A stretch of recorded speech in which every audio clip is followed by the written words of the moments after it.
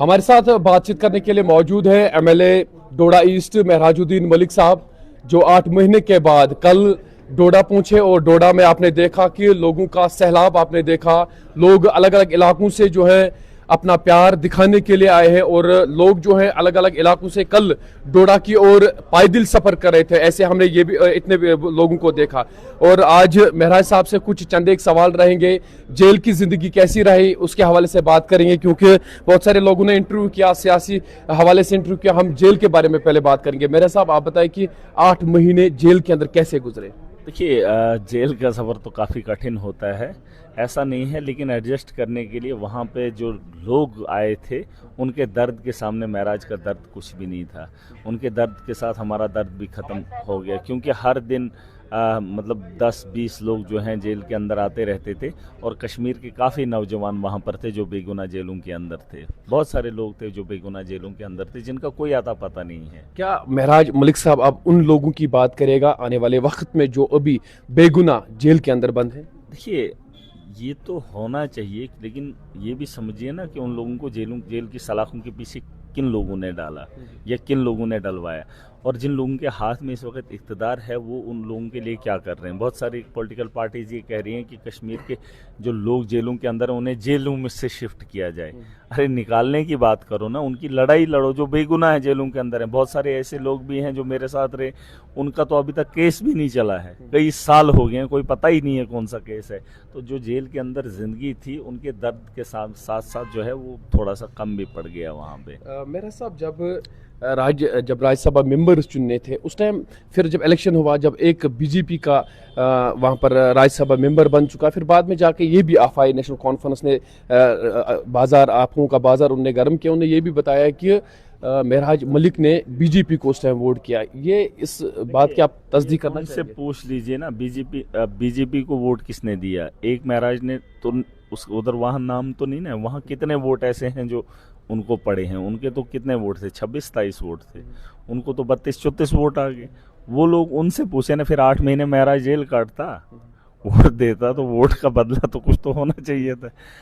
तो ऐसा है, ये तो कहेंगे ये इनका काम है, लेकिन इनको ये पूछिए कि आप इनके साथ सांठगांठ क्या है जो आवाम के काम नहीं कर पा रहे हैं। राज्यसभा मेंबर हो या असेंबली के अंदर एमएलएज हों, इनको पूछो कि आपने काम क्या किया। इन्होंने जो लोगों से वोट लिए हैं वो काम क्या किया, और वोट वो इनको ही पता होगा ना, क्योंकि बाहर तो यही लोग थे। इनको मुझसे बेहतर तो इनको पता है, मैं तो जेल के अंदर था जब इलेक्शन हुए थे, तब तो मुझे लगता है मैं नया जेल के अंदर गया था। तो अगर वोट लिया इन लोगों ने तो वो फिर जेल से बाहर भी तो आता। ये 8 महीने ये कोर्ट से इंसाफ ये तो मिलना ही था मुझे, तो उन लोगों को देख के हमारा क्या फ़ायदा था? देखिए, ये इस बारे में मैं बात नहीं करना चाहता हूँ। अलबत्ता ये पूछो कि जो जनता ने आपको वोट दिया है, आपने उस वोट का इस्तेमाल क्या किया? राज्यसभा क्या करेंगे वो लोग? क्या करें वो? क्या जम्मू कश्मीर की बेहतरी के लिए कोई काम करेंगे? यहाँ तो जम्मू कश्मीर के अंदर चीफ मिनिस्टर है। मैंने हॉस्टल की बात की, आप कश्मीर देखिए, जम्मू देखिए, यहाँ डोडा के अंदर देखिए, जिसकी वजह से मुझे जेल जाना पड़ा। मैंने स्कूलों को बेहतर बनाने की बात की जो इनके हाथ में है। मैंने कल कहा, किसी ने थोड़ा सा उससे टिप्पणी की थी ऐसी, वो जब मैं देख रहा था, उसने कहा कि स्किना इत्तू की वजह से कह रहा है जेल में गया। अरे मैंने जब हॉस्टल बेहतर नहीं देखे, वहाँ पे आवाज़ उठाई, तो इन्होंने मुझे अंदर ठोक दिया। लॉ एंड ऑर्डर की पब्लिक सेफ्टी के तहत इन्होंने अंदर किया। आपने कल देखा पब्लिक किसके साथ थी? अरे किस पब्लिक की सेफ्टी आप चाहते थे जो सारी की सारी पब्लिक महराज के साथ है? और वो मामले तो तभी हुए जब सकीना इत्तू जैसी मैडम के पास इन्होंने 2 ऐसे इदारे दिए हैं जिससे जम्मू कश्मीर का मुस्तकबिल तय है। जम्मू कश्मीर का खात्मा भी है और उसका मुस्तकबिल भी है। वो एक लेडी के हाथ में दिया है। क्या वो उमर अब्दुल्ला साहब खुद नहीं रख सकते थे वो 2 डिपार्टमेंट? उसमें बदलाव कौन लाएगा? और उनकी खामोशी की वजह से मुझे परेशानी हुई। मैंने तो मैडम को ये भी कहा था, एक वार रूम बना लीजिए। जम्मू कश्मीर के अंदर 20 या 30 डिस्ट्रिक्ट्स ये हॉस्टल्स हैं, 20 डिस्ट्रिक्ट हैं, कुछ हॉस्टल्स है। आप उनको वार रूम में देख लीजिए, जहाँ से आपको खबर मिलती है आप खुद चेक करके देख लीजिए और उन पर कार्रवाई कीजिए। लेकिन हमारी बात पे सुनवाई नहीं हुई। अगर ये हॉस्टल में काम नहीं कर सकते, एजुकेशन में काम नहीं कर सकते, तो फिर मुझे बताइए इन लोगों ने वोट क्यों लिया? और ये जिस किस्म की राजनीति कर रहे हैं ना, बड़े लेवल पर हम लोगों को उलझा रहे हैं। बड़े लेवल को छोड़िए, जिस मकसद से हमने वोट दिया और जो हालात हमारे हैं उन हालात पे काम क्यों नहीं करेंगे? देखिए आप कश्मीर से आए हैं, क्या कश्मीर के अंदर गवर्नमेंट हॉस्टल अच्छे हैं? क्या वहाँ के स्कूल अच्छे हैं? क्या बिजली में आपको राहत मिली? 24 घंटे मिली? 200 यूनिट्स का वादा किया था, जो हो सकता है, मैं ये नहीं कह रहा हूँ, हो सकता है। क्या बेरोजगारी खत्म की इनने कोई पॉलिसी लाई? अरे लोन तो पहले भी मिलता था, इन्होंने कहा हम जो है इनको लोन देंगे। लोन से क्या बेरोजगारी खत्म होगी? बेरोजगारी खत्म करने के लिए आपको पॉलिसीज फ्रेम करनी पड़ेगी। पूछो इनसे कि तुमने 2 साल होने को जा रहे हैं कि तुमने क्या किया, पूछो ना इनसे। ये सरकार, इनको तो लोगों ने वोट दिया है, लाखों लोगों ने इनको वोट दिया है और उम्मीदें पूरे जम्मू कश्मीर की हैं। क्यों नहीं करेंगे काम? एजुकेशन और हेल्थ के निज़ाम में कौन सा बदलाव है? खाली ट्रांसफरें हुई। रिक्रूटमेंट करो ना। बच्चे 300 हैं, टीचर 2 हैं या 3 हैं, कमरे 2 हैं। अरे इंफ्रास्ट्रक्चर तो बनाना है ना। और यही बात, इसी बात की परेशानी की वजह से इन लोगों ने मुझ पर ये काम किया। और कल तो आपने देखा यहाँ पर इन्होंने 163 धारा लगाई थी, फिर भी इतना हुजूम आ गया और आधे से ज़्यादा लोग आए ही नहीं, क्योंकि यहाँ पे टेंस था, क्योंकि परमिशन हम कहाँ बैठेंगे, क्या करेंगे, और ये हिली एरिया, यहाँ पार्किंग की भी जगह नहीं है ना। भीड़ तो यहाँ बहुत होनी थी, लेकिन सेफ पब्लिक मेरे साथ है, एक्ट मुझ पे लगा लिया इन लोगों ने, है ना। वो तो होता है पब्लिक को परेशानी ना हो, परेशान तो ये लोगों ने मेरे को किया था, मेरी आवाम को इन्होंने किया। और उसमें सरकार, ये सब जानते हैं कि मुझे अंदर किसने करवाया, लेकिन कम से कम आवाम का जो आम काम थे, जैसे बिजली, पानी, सड़क, हॉस्टल, ये तो सरकार के हाथ में था ना, ये तो उनको करना चाहिए। मैं 8 महीने जेल के अंदर रहा, क्या उमर अब्दुल्ला साहब को खिताई चनाब में नहीं आना चाहिए था? आना चाहिए था। मेरी आवाम की रहबरी नहीं करनी चाहिए थी? करनी चाहिए थी, पता करना चाहिए था। अगर मैं जेल के अंदर, उनको भी पता है बेगुनाह डाला गया, PSA नहीं बनता है, मुझे तो ऑनरेबल कोर्ट ने भी इंसाफ दे दिया और आवाम ने तो मुझे पहले ही मैंडेट दे रखा था। देखिए सरकार को इसके बारे में समझना चाहिए। आप उन चीज़ों में मत उलझाइए लोगों को जो आपके हाथ से बाहर है। आप वो काम कीजिए जिस काम को फिलहाल आप कर सकते हैं। इनने 370 पे वोट लिया। आप मुझे बताइए 2 साल में इन्होंने मुंह खोला? आप ही कश्मीर के हैं, आपने वोट दिए, आप लोगों ने दिए। आप मुझे बताइए अगर एक आदमी ने भी 370 के लिए बात की होगी तो बोलो। ये तो स्टेटहुड लाने के लिए ट्वीट करते हैं। प्रोटेस्ट नहीं कर सकते थे, लड़ाई नहीं लड़ सकते थे, आंदोलन नहीं कर सकते थे, लेकिन मजाल बोलते हैं देखेंगे। ऐसे कैसे देखेंगे? वक्त बीत जाएगा, फिर आपको लोग देखेंगे।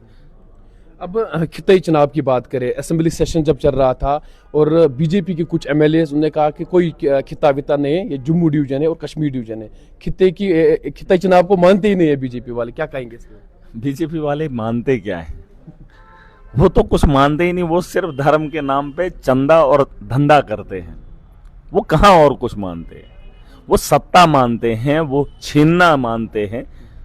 वो तो बोलेंगे अब ये नाम बदली में उनको, वो बोलेंगे खिता है ही नहीं। उनके कहने से क्या फर्क पड़ता है? अरे लोग तो है ना, ये कुछ भी कहें, नाम करें, ये करें, लेकिन जो जरूरियात हैं वो तो लोगों को चाहिए। अब चिनाब वली को आप ये हिंदुस्तान बोल लीजिए, जम्मू क्यों, हिंदुस्तान है, लेकिन हिंदुस्तान के एक कोने में मुश्किलें तो हैं। जिन लोगों पे लाठियां बरसाई गई, गोलियां चलाई गई, वहां के चुने हुए नुमाइंदे को जेल में ठोका गया। और यहाँ पर जो जम्मू कश्मीर का सबसे बड़ा आदमी कौन है? LG मनोज सिन्हा। जब वो आता है नशा मुक्त अभियान करने के लिए, बच्चों को लाया जाता है, मुलाजमों को लाया जाता है, लेकिन तब भी कोई आने को राजी नहीं है। वो तो बड़ा आदमी था। अरे मैं तो एक छोटा सा एक MLA हूँ, उसके लिए बिना बुलाए, बिना गाड़ियों, बिना खाना, खड़े एक कुर्सी भी नहीं, इतनी आवाम, तो बड़ा कौन? ये तो इनको समझना चाहिए। ये बस ऐसे ही तो उलझाएंगे, ये खिता नहीं है, ये जम्मू के साथ है, वो उसके साथ है, इससे क्या फायदा हमें? अरे बात वो करो जिससे आवाम को फायदा हो। मैंने कहा पीछे जो हो गया वो बीत गया, वो मैंने छोड़ दिया। मुझे आज और कल बेहतर बनाना है ताकि मेरी आने वाली नस्लों का मुस्तकबिल बेहतर बने। और यह बिजली मैं फ्री करके दूंगा सबको। ये कह रहे ना, पहले बोला फ्री करेंगे 200 यूनिट, फिर बाद में बोला अंत्योदय वालों को। नहीं, जब से इन्होंने बिजली की बात की, नेशनल कॉन्फ्रेंस सरकार ने कि हम बिजली फ्री देंगे, तब से कश्मीर में इन्होंने मीटर लगाए, बहुत सारा ऐसा काम किया जो लोग नहीं चाहते। देखो मीटर यहाँ पर भी लगे मीटर, इसमें कोई दो राय नहीं, लेकिन मीटर रीडिंग कभी नहीं होती है। हमारे यहाँ मीटर तो इन्होंने लगाए सीधा फ्लैट रेट अपनी मर्जी से, बिजली होती भी नहीं है। यहाँ तो सर्दियों में तो ऐसा माहौल है कि बिजली आती ही नहीं है, लेकिन बिल गर्मियों से ज्यादा आता है ना। ये अपनी मर्जी से रेट चढ़ाते हैं। और वही देखिए, कश्मीर के लोग अगर आपको देख रहे हैं वो मुझे बताइए, उमर अब्दुल्ला सरकार बनने से पहले, आपके वोट देने से पहले बिजली का किराया क्या था? और जब ये लोग कह रहे थे हम फ्री देंगे, इन्होंने क्या सवाल लाया?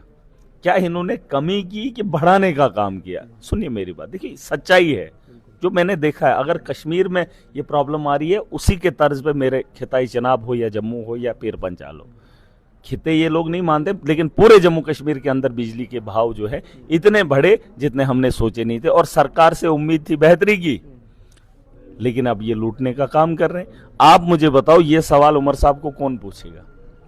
मीटर लगाओ, लेकिन जो फ्री देने का काम है वो जम्मू कश्मीर का हक है, हमारे पावर प्रोजेक्ट है। आप देखिए चिनाब से कितने पावर प्रोजेक्ट बनते हैं, कितनी मेगावाट, हजारों की मेगावाट की बिजली है।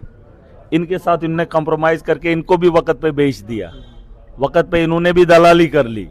किसने बेचा मुझे नहीं पता, लेकिन इससे कोई फायदा हमें नहीं है। ठीक है, अभी आप देख लीजिए पार से रोड बन रहा है, 2 पुल बनाए हैं, पैसा निकाल लिया, रोड उधर का उधर ही पड़ा है, कोई पूछने वाला नहीं है, बोलने वाला नहीं है। इन लोगों को बता दो, जो जिम्मेदारी आपने उठाई है क्या उसको अमली जामा आपने पहनाया? और कश्मीर के लोग मुझे लगता है अगर ऐसे होंगे कि देखकर भी अनदेखा करेंगे तो मुझे नहीं लगता। और कश्मीर की आवाम से खास करके नौजवानों को एक बात बताना चाहूँगा, लीडर वो होता है जो मुश्किल हालात में आवाम के साथ खड़ा हो जाए, वो नहीं जो खुशी में आ जाए। खुशी में तो सब आ जाते हैं, लेकिन जब परेशानी में इंसान का सहारा कोई बने, वो इंसान कहलाता। मेरा साहब एक जरूरी एक सवाल है, क्योंकि ये सवाल आपके किसी ने नहीं किया होगा। जब असेंबली सेशन चल रहा था, दिल से ये लीडर्स जो अभी जिनको लोग लीडर्स जिन्होंने लोगों को बनाए हैं, ये उस टाइम अंदर से दिल से नहीं चाहते थे कि महराज मलिक बाहर रहे, मगर उधर से टीआरपी, बड़ी टीआरपी ले रहे थे, बड़ी टीआरपी ले रहे थे उस टाइम ये कि चलो महराज मलिक को छोड़ो, महराज मलिक, मगर दिल से चाहते थे। मुझे ऐसा नहीं लगा। मैं बता सकता हूँ कि किन लोग, वो देखे, वो चेहरे से इंसान पढ़ लेता है ना। उसमें बहुत सारे एमएलएज ऐसे हैं जिन्होंने ख्वाहिश भी की और जिनको तकलीफ भी हुई और जिनको दुख भी था, ऐसी बात नहीं है। और सारी गांव में हर टाइम आपकी बात, आरकामी साहब हो या वो लोन साहब हो हमारे, है ना, उसके अलावा इफ्तिकार हों जो हमारे साथ, जो हमारे साथी हैं जो मुझे अच्छे से जानते, या हमारे वो जो बनी बिलावर के हमारे वो भाई साहब रमेश जी हों, बहुत सारे ऐसे लोग हैं। ऐसी बात नहीं है कि जैसे आवाम में हमदर्दी है वैसे असेंबली के अंदर नहीं है। बहुत सारे एमएलएज हैं जो महराज को पसंद भी करते हैं और जो जानते भी हैं, ऐसा नहीं है। जैसे वहीद परा हैं, उन्होंने भी बहुत चाहे उन्होंने, लेकिन मुझे लगता है उन्होंने बोला, दिल से बोला। ऐसा नहीं है, राजनीति नहीं होती है हर जगह, क्योंकि राजनीति भी करनी है लेकिन दिल से करो ना, मज़ा आता है, लोग भी सुनते हैं। उन्होंने भी अच्छा काम किया, लेकिन उनने हक का साथ दिया, है ना। शायद हम आपस में बात नहीं करते थे या आपस में नोकझोंक होती रहती थी, लेकिन अगर उनके साथ इस किस्म का जुल्म हो तो ये, मैं कहता हूँ बीजेपी वालों के साथ अगर किसी के साथ जुल्म होगा, एमएलए के साथ, मैं तो बोलूँगा यार, इंसानियत का तकाजा है। ऐसा नहीं, हाँ कुछ लोग चाहते होंगे कि ये ना आए, वो भी बहुत सारे हैं, इसमें ऐसा नहीं है। अगर 100 लोग हैं, 100 में से इतना तो यकीन है मुझे, असेंबली के अंदर 20 तो थे, 20 लोग ऐसे थे जो महराज की रिहाई चाहते थे और जानते थे, तकलीफ थी। और इतनी आवाम आपने देखी, ये भी परेशान थी। बहरहाल चलता है, ये ज़िंदगी का एक मोड़ है। दुनिया किसी की नहीं है, दुनिया किसी की नहीं है, ये तो दुनिया का कानून है। इससे हम इतना खौफजदा होते हैं, इससे इतना हम डरते हैं। अरे उसका भी कानून है जिसने हमें दुनिया में भेजा है, वो भी पूछेगा।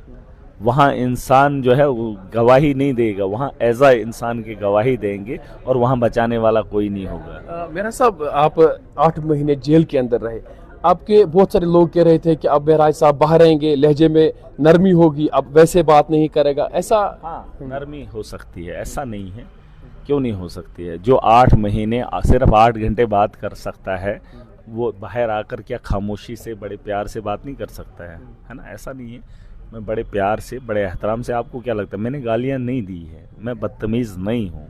अलबत्ता अगर यहाँ पर मामला ठीक नहीं होंगे तो आप यकीनन मेरे ज़ुबान में बदलाव नहीं देखेंगे, और उससे और ज़्यादा ताकतवर हूँ, क्योंकि उससे ज़्यादा उम्मीदें अब लोगों को हैं। 8 महीने मुझे जो है इनने कैद किया, वो वक्त कौन देगा, वो उस वक्त की डेवलपमेंट करनी है। मुझे तो अब डबल शिफ्ट में काम करना है, क्योंकि मैं आवाम को इस हाल पर नहीं छोड़ सकता हूँ।